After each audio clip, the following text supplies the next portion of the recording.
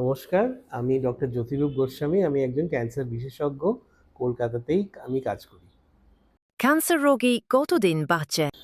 Cancer বিভিন্ন রকমের আছে এবং সেক্ষেত্রে অনেকটাই নির্ভর করে যে কোথাকার ক্যান্সার এবং কি অবস্থায়। যেরকম শিশুদের সবথেকে বেশি যে ক্যান্সার হয় লিউকেমিয়া, সৌভাগ্যবশত সেটা বেশিরভাগ ক্ষেত্রেই সেরে যায়, 90%-ও বেশি তার সেরে থাকার হার।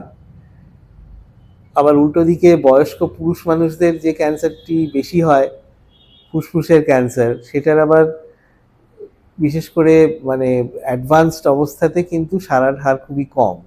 কাজে সেই জন্যে রোগী কতদিন বাঁচবেন তার আকাশ পাতাল তফাৎ।